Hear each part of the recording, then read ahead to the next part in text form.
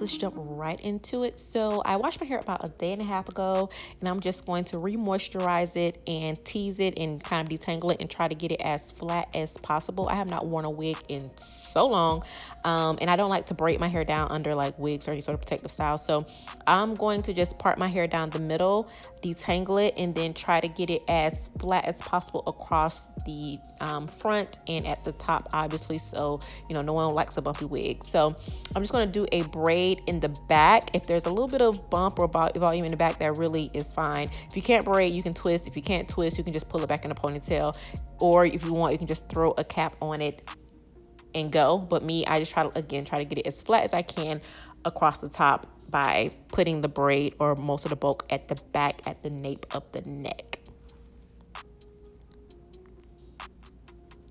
So you just want to braid that all the way down to the end, and then I just tuck the ends into the little braid that I made, as you can see here.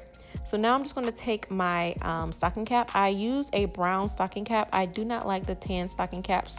Don't know why, it's just not my thing. So I usually just go with like a brown stocking cap, but again, or wig cap, whatever you want to call it. You can use whatever cap works for you. And here is the unit. This is the Neesha unit by the Soft and Natural line for Outre. It came in a variety of different colors. This is the 202. The Neesha, I believe, had a 201, 202, and 203. I got the 202, which was the deep side part with the nice natural layers. It is so unbelievably gorgeous and soft. Like, I cannot express how soft this hair is. Now, I was looking on the packaging to try to figure out what the blend was. Obviously, it's not like natural human hair, but it clearly isn't just a synthetic hair. I've never felt anything like, so it's super soft. So I'm not sure what the blend is. It did not say on the packaging, but I'll try to do a little bit of research, and of course all the details will be in the description box. So here I am just kind of evaluating the lace. Now, one negative that I will say is that this lace is a little bit stark and ashy.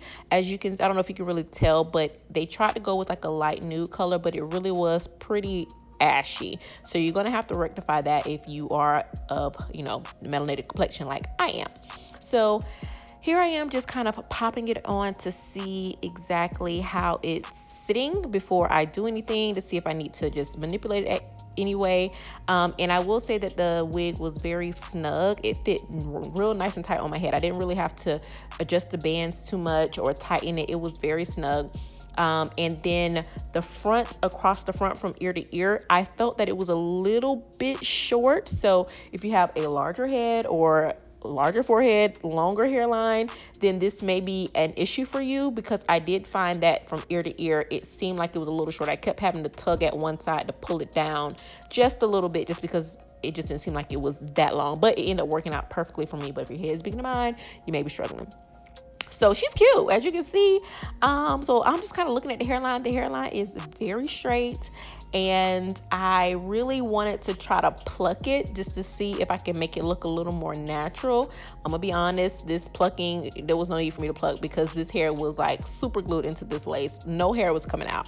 I did all this plucking, and I got maybe 3 or 4 hairs, if that. So you're going to see that I eventually just bail on this plucking mission, and just kind of left it as it is. It is a little bit straight, but luckily it's not terrible. So do as you will. If you want to go in a little bit more and try to pluck as much as you can, but I found that plucking, the hair wasn't coming out as easily as I would like for it to have. So I just kind of left it.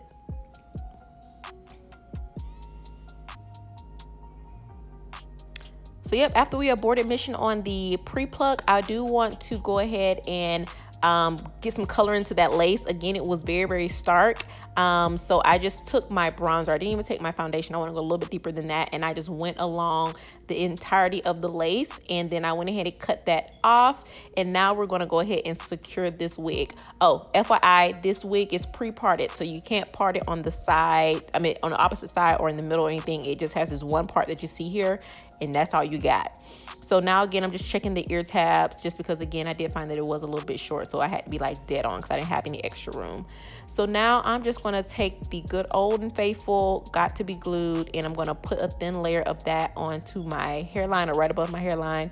I wasn't really going anywhere, so I didn't need this to be super secure. This method works just fine. It's been so long since I've worn it where you guys don't even know.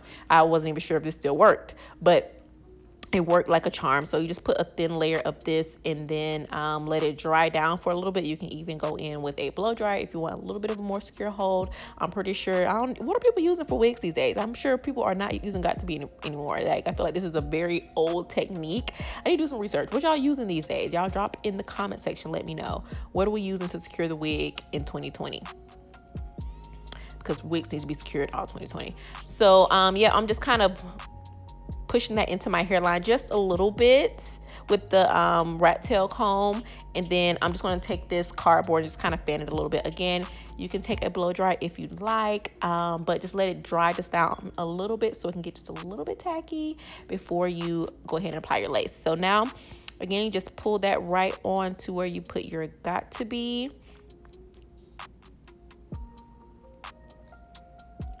Make sure you're secure on all sides, and just kind of push it in just a little bit with your fingers. I find that helps to hold when I push the hairs into the lace and the lace into the gel just a little bit.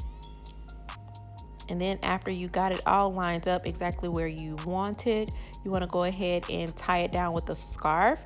I usually tie the scarf on there before I do my makeup, and then while I'm doing my makeup, I'm kind of letting it set. And it usually takes about no more than 10 minutes for it to completely set. But as you can see, I did my makeup first. So now I'm just kind of letting it set. And then I'm going to take it down to see what the final product looks like, and just run my fingers through it. As you can see, my fingers are running through it seamlessly. No tangles, no snags, no shedding. And this is what the unit looks like. I absolutely love it. I think that it is so gorgeous. I think that it is so thick and sexy and voluminous, and then the curls are perfect. I'm not sure, how it's going to take to heat, but I absolutely adore it. It's just big sexy hair, and you just can't go wrong, and the texture is so natural. So this is the bag, just so I can give you a full 360 so you guys can see the unit all the way around. And that is it, dolls. I hope that you enjoyed this video. Make sure you like and subscribe, and I will see you, dolls, in my next video.